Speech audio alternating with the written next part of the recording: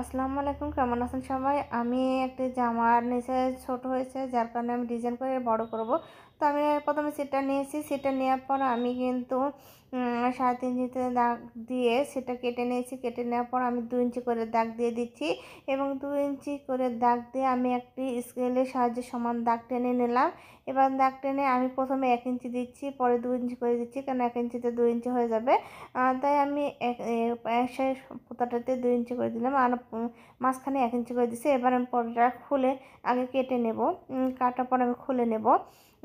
খুলে নিলে দেখতে পাবেন আপনারা ওটা 2 ইঞ্চি হয়ে গেছে। এখন আমি কিন্তু পরটা মেলে নেব। এই তো মেলে নিয়েছি এবং জামার নিচের সাইডে জোড়া দিচ্ছি।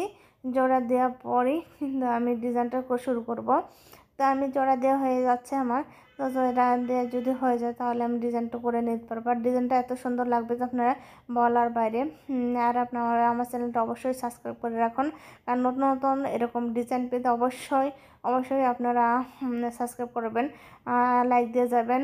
আমার ভিডিওটা অবশ্যই আপনারা দেখবেন। অনেক কিছু শিখতে পারেন এই ভিডিও থেকে। আর এই ভিডিওতে আপনারা স্কিপ করবেন না, সবাই কিন্তু মনোযোগ সহকারে দেখবেন। একটু মনোযোগ সহকারে দেখতে পারলে অনেকটাই আপনাদের উপকৃত হবে। তো নিজে ঘরে বসে এরকম ডিজাইন করে নিতে পারেন। তো ভালো থাকবেন, সুস্থ। আসসালামু আলাইকুম।